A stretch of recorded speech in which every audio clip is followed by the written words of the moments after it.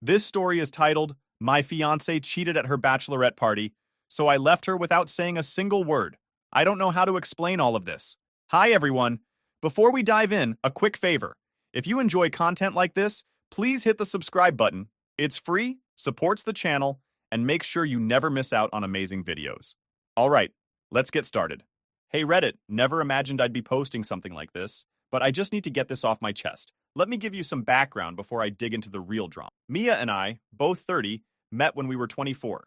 We were both at a mutual friend's birthday party. I remember seeing her across the room, laughing at something someone said, and thinking she was the most beautiful woman I'd ever seen. She had this infectious energy, the kind that made you want to be around her. By the end of the night, we were sitting on the patio talking about everything. Music, movies, travel dreams, and I was hooked. We started dating a few weeks later and moved in together after a year. Things were great, or at least I thought they were. Sure, Mia liked to party more than I did, but it was never anything extreme, or so I believed. I figured we balanced each other out. I was the grounded one, and she brought the fun. When I proposed last year, I was sure I'd found my forever person. She cried when I asked her, and her answer was an immediate yes. We spent months planning the wedding together, picking out venues, tasting cakes, and arguing about whether to do an open bar. I thought we were building a life together, but apparently, I was wrong. The drama started with a package. A damn package of all things. I wasn't even supposed to be home at that time. My shift ended early, and I figured I'd surprise Mia by coming home and cooking dinner. When I got to the apartment, I saw a small gift bag sitting at the door. It had a glittery tag on it that read, "To the wildest bride-to-be, you deserved every second of it. Love, Tasha." At first, I didn't think much of it. Tasha was Mia's best friend, practically glued to her side since college. I always thought she was a bit over the top, loud, dramatic, and the kind of person who thrived on chaos, but I tolerated her for Mia's sake. They were the fun duo, or at least that's how Mia always described them. Still, something about that note gave me a weird feeling. I brought the bag inside and set it on the kitchen counter, staring at it for a good 5 minutes. My brain kept going back and forth. It's probably nothing, but why does it feel weird? I decided to open it. I told myself it wasn't snooping. It was just curiosity. Besides, it was addressed to Mia, but left out in the open like that. Basically, an invitation, right?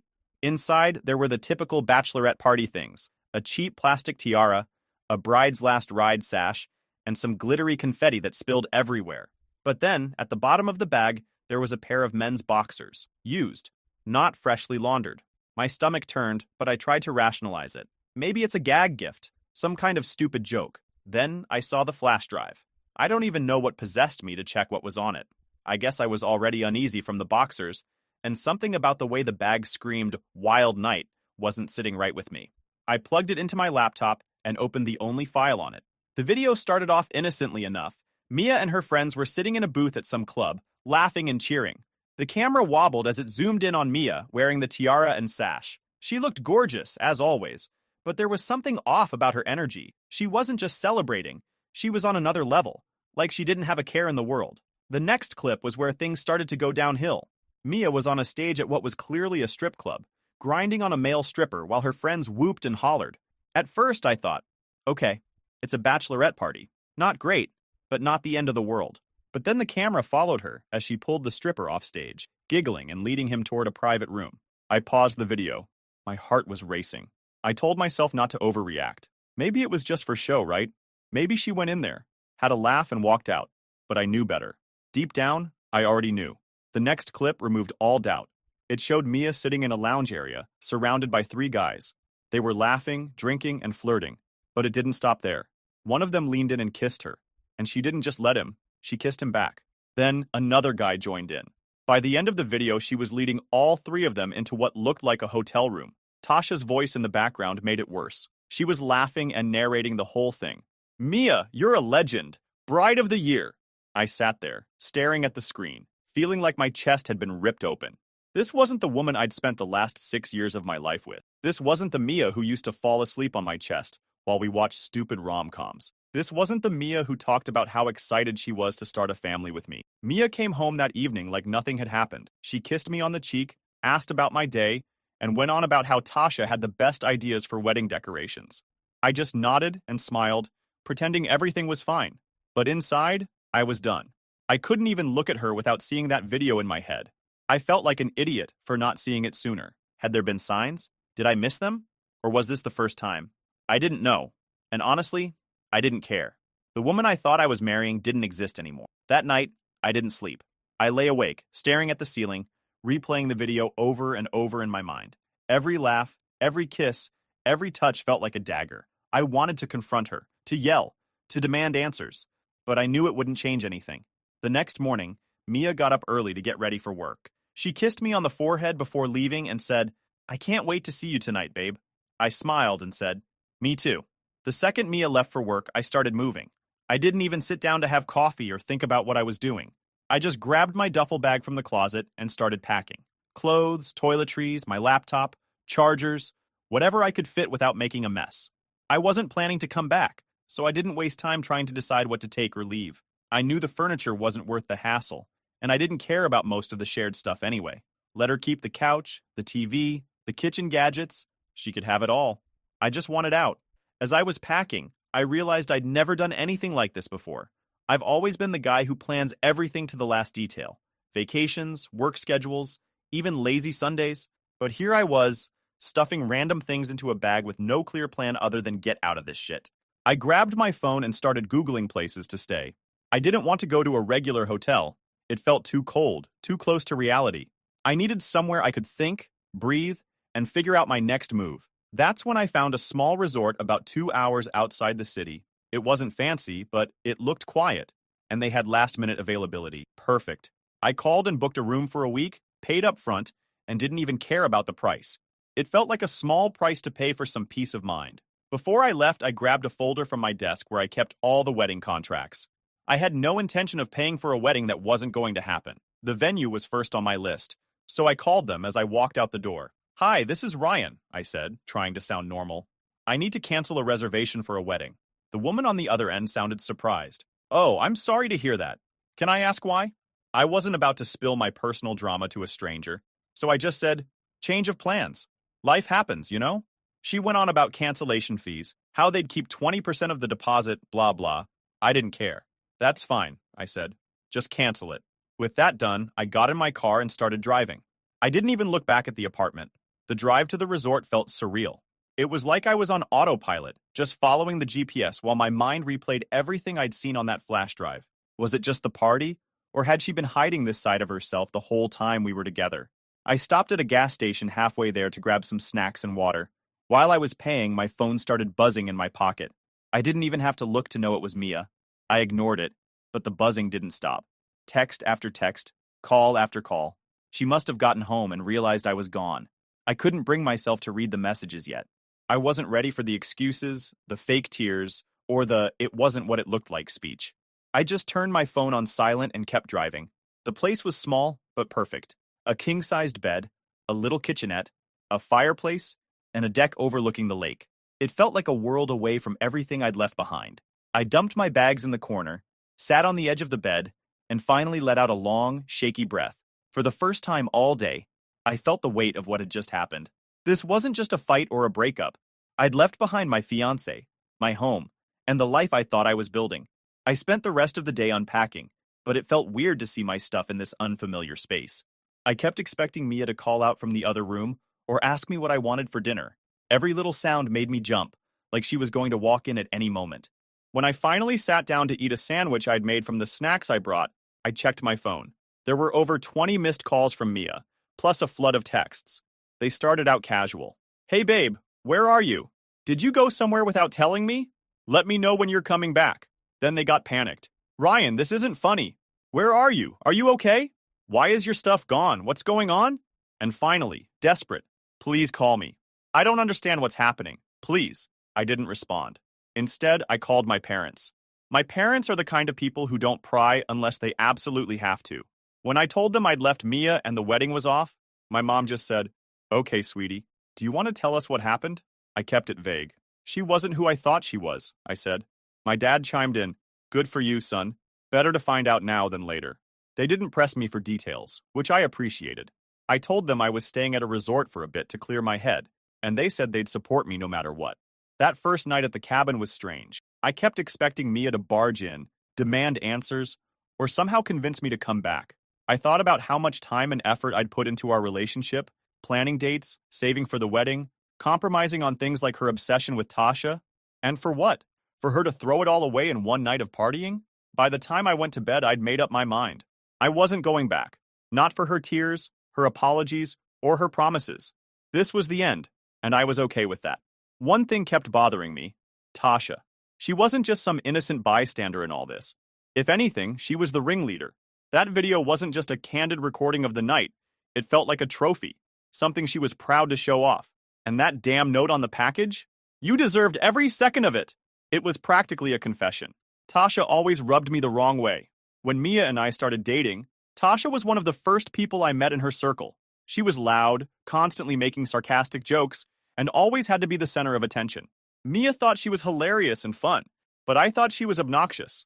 Over the years, I learned to tolerate her because she and Mia were so close, but I never trusted her.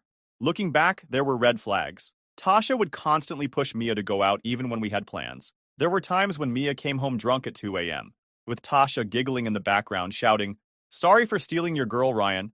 I used to laugh it off, but now it didn't feel so funny. At the resort, I decided to confront her. Not Mia. Not yet. I wanted answers from the person who encouraged this whole mess. I didn't want to call Tasha directly, so I used a burner number app to text her. Something vague but baiting. "Hey, it's Ryan. We need to talk about Mia. Meet me at the coffee shop on 7th tomorrow at noon." She responded within 5 minutes. "WTF? Are you okay? Is Mia okay? What's this about?"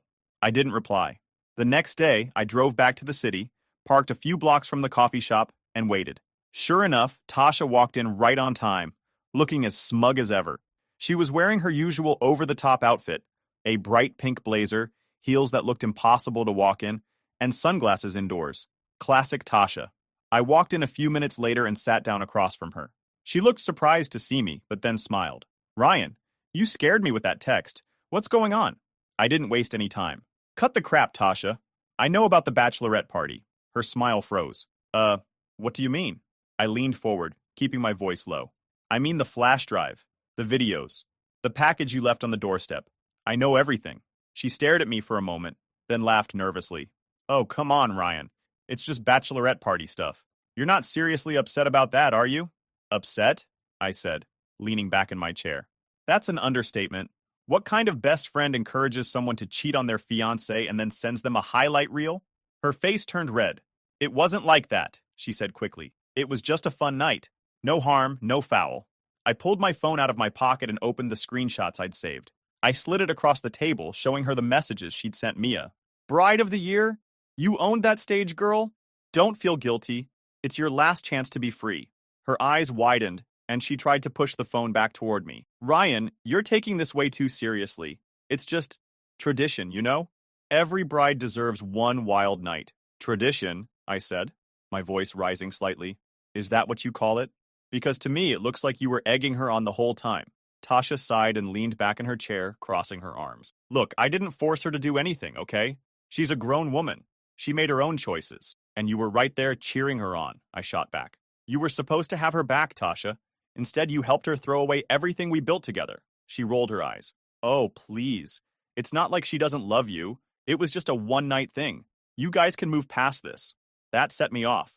I slammed my hand on the table, making her jump. "Move past this? You think I can just forget about her sleeping with 3 guys because you call it a one-night thing? You're unbelievable." She looked around nervously, probably worried about the other customers staring. "Okay, fine," she said, lowering her voice. "I'm sorry if it got out of hand. But honestly, Ryan, this is between you and Mia. Don't drag me into it." "You're already in it," I said, standing up. "And believe me, Tasha, everyone is going to know exactly what kind of friend you are." Her eyes widened. "What does that mean?" "You'll find out soon enough," I said, grabbing my phone and walking out. On the way back to the resort, I thought about what she'd said. She's a grown woman. She made her own choices. As much as I wanted to blame Tasha for everything, she was right about one thing. Mia had made her own decisions. Tasha might have encouraged her, but Mia didn't have to go along with it. That thought made my stomach turn. I'd always seen Mia as this fun, carefree person, but now I realized she was just reckless. Tasha might have been the match, but Mia was the one who lit the fire. When I got back to the cabin, I started drafting an email. I wasn't ready to confront Mia yet, but I wanted to make sure Tasha couldn't spin the story in her favor. I attached the screenshots and videos to the email and sent it to a few of our mutual friends, just the ones I trusted to keep it quiet until I was ready to tell the full story. I didn't hear from Tasha after that meeting, but I wasn't surprised. She probably realized there was nothing she could say to make things right. And honestly, I didn't care. She wasn't my problem anymore. My next move was clear to me at the time. Reach out to Mia's parents and expose everything. To get things clear to you, Mia's family always had this old-school, conservative vibe that made me feel like I was constantly being judged. When we moved in together 3 years ago, her mom, Janet, acted like we were running some kind of underground scandal. She didn't outright say it, but the constant comments like, it's not proper to live together before marriage, and the way she always looked disappointed when I mentioned our apartment made her feelings pretty clear. Her dad, Henry, was quieter about it but still disapproving. He'd grunt whenever the topic came up and say something like, "Back in my day, we did things differently." It wasn't until Mia and I got engaged that they even started warming up to me. Once there was a ring on her finger, suddenly Janet was planning bridal showers, and Henry was offering to help us with a down payment for a house. It was like I'd passed some invisible test, and now I was finally worthy. But after everything that happened, I couldn't keep the truth to myself. Mia had betrayed me, and now it was her turn to face the music, especially with her parents, who had been so smug about how perfect and proper she was. They have always supported her emotionally and financially, as they were Kina wealthy. At the time, Mia's texts and calls hadn't stopped since my conversation with Tasha. "Ryan, please answer me. I know you're upset, but we need to talk. I love you. Please don't give up on us." Every message made me angrier. She didn't get to play the victim. She made her choices. I hadn't responded to a single text or call, and I didn't plan to. But then Janet texted me, "Ryan, what's going on? Mia is a wreck. Please call me. We're worried." I stared at the message for a while before deciding I needed to do this in person. If anyone was going to deal with Mia, it wasn't going to be me. Let her parents handle it. They always acted like they knew better anyway. The next day, I drove back into the city and headed straight to Janet and Henry's house. I didn't tell Mia I was going, even though I knew she'd probably lose it once she found out. When Janet opened the door, her face lit up with a mix of relief and concern. "Oh, Ryan, thank God you're here. What's going on? Mia is so worried about you since yesterday." Henry was sitting in his usual chair in the living room, flipping through a newspaper. He looked up when he heard my voice. "Ryan," he said, nodding. "Glad you're here. Maybe you can tell us what's going on." I stepped inside and sat down on their pristine couch. "I came to tell you the truth," I said, keeping my voice steady. "You're going to want to sit down for this." Janet looked confused, but sat across from me, clutching her hands together. Henry leaned forward in his chair, his brows furrowed. I pulled out my phone and opened the folder of evidence. "Mia's been lying to you," I said, "and to me. The wedding is off because of what she did at her bachelorette party." Janet gasped. "What are you talking about? What could she have possibly done that's so bad?" I handed her my phone. "Watch this." She hesitated, looking between me and the screen. Then she hit play. Her expression shifted from confusion to horror as the video played. "Oh my God," she whispered, her voice shaking. "This can't be real. Tell me this isn't real." Henry stood up, his face red with anger. "What's going on? Let me see that." Janet handed him the phone, tears streaming down her face. As Henry watched, his jaw clenched, and his hands gripped the edges of the phone so tightly I thought he might crush it. "This is what she did," I said, my voice calm but firm. "She didn't just betray me. She made a spectacle out of it. And her friends encouraged her the whole way." Janet buried her face in her hands, sobbing. "I can't believe this. I can't believe she would do this." Henry paced the room, his fists clenched. "That girl. That damn girl," he muttered. "We raised her better than this. What the hell was she thinking?" "She wasn't thinking," I said.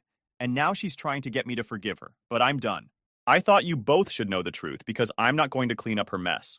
Janet looked up at me, her eyes red. "Ryan, please. Can't you just talk to her? Maybe it was a mistake. Maybe she was pressured." "She wasn't pressured," I said, cutting her off. "She made her choices.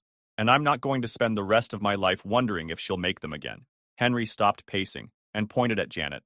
"This is what happens when she listens to that damn Tasha instead of us. I told you Tasha was trouble. I told you." Janet nodded, wiping her tears. "We should have said something. We should have stopped her from moving in with you. Maybe this wouldn't have happened."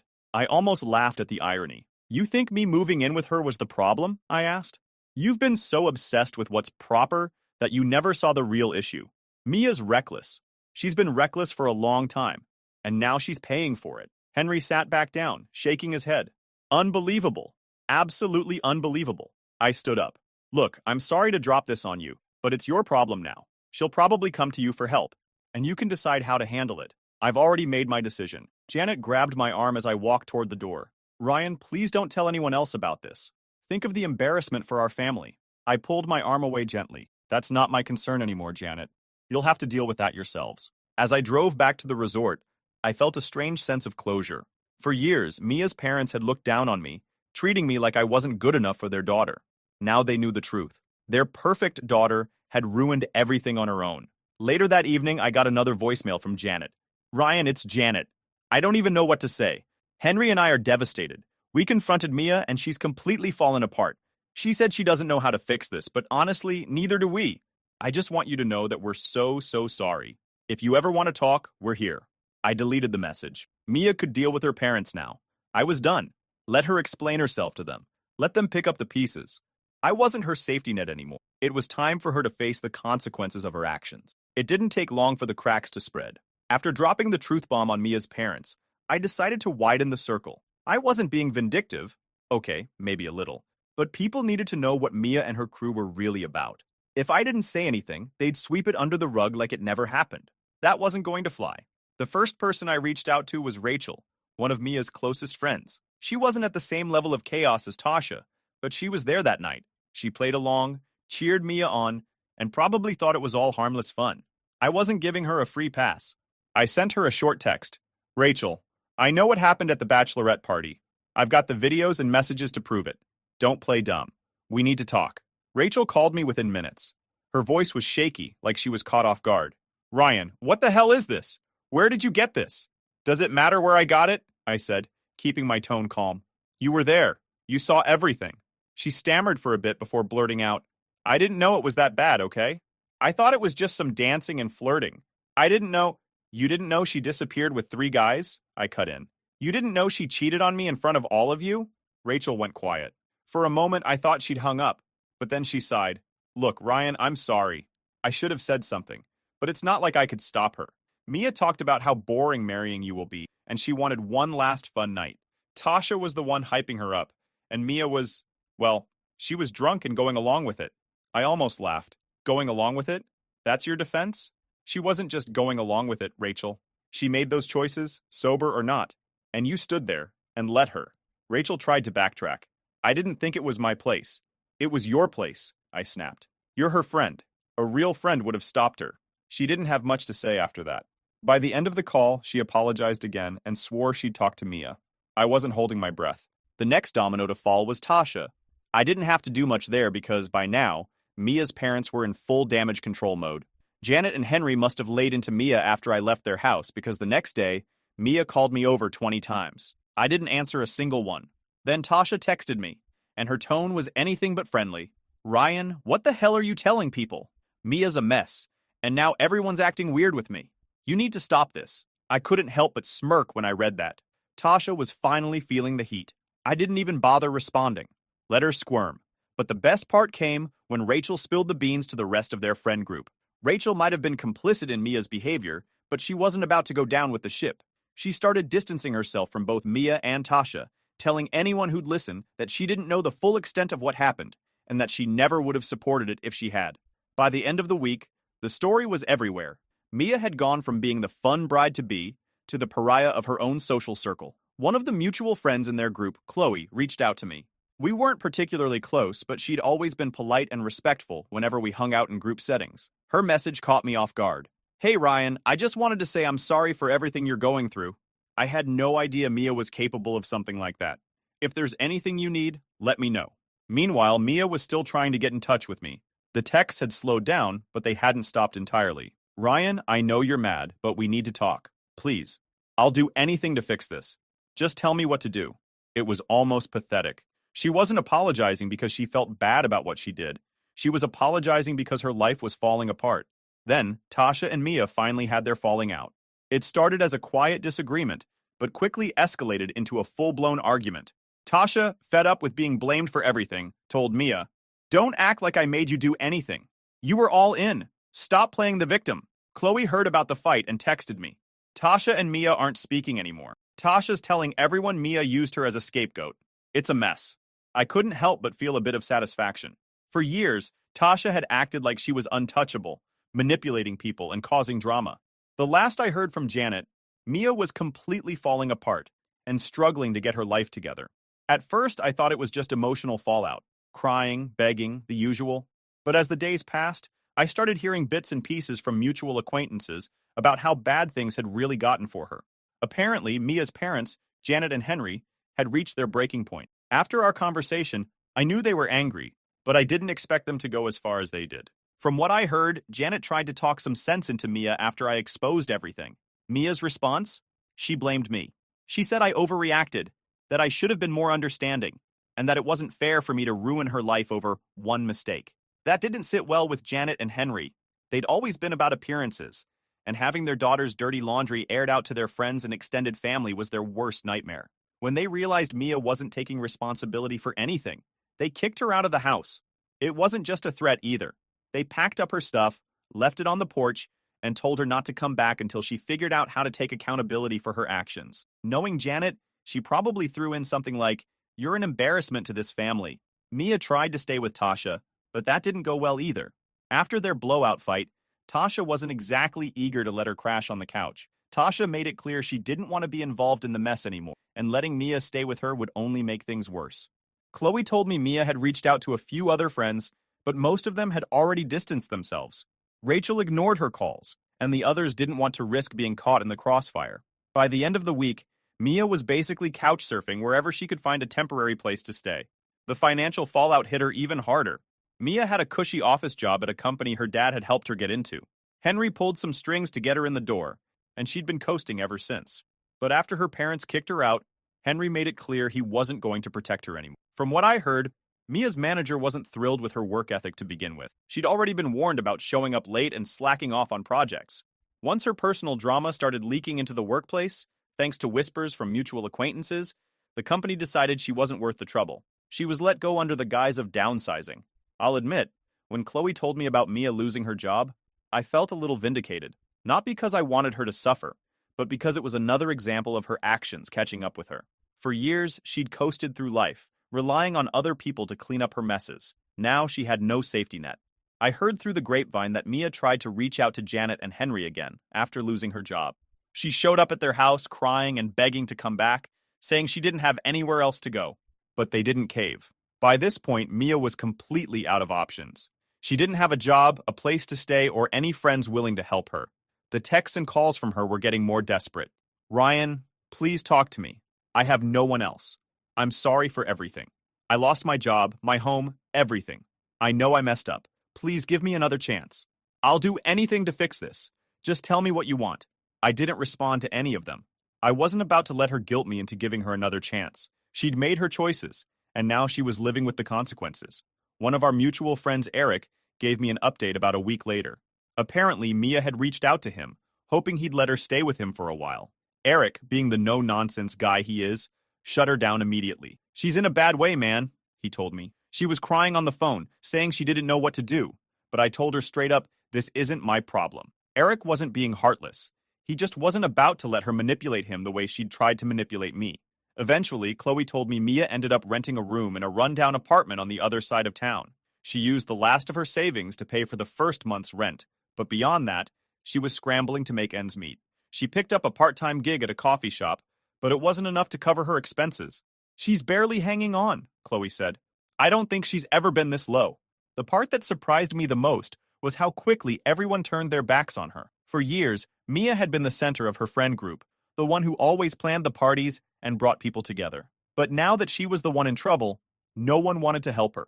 Tasha washed her hands of Mia entirely, saying, "She's not my responsibility anymore." Rachel cut ties completely, saying she couldn't deal with the drama. Even Chloe, who had tried to stay neutral, eventually stopped talking to her. Mia had burned every bridge she had, and now she was stuck trying to rebuild her life from scratch. I'd be lying if I said I didn't feel a little satisfaction watching her unravel. Not because I wanted her to suffer, but because it proved a point. Actions have consequences. Mia had spent years relying on other people to bail her out, but now she was finally facing the reality of her choices. As for me, I was moving on. Every day felt like a step closer to leaving all the drama behind. Mia was on her own now, and honestly, That's exactly where she needed to be.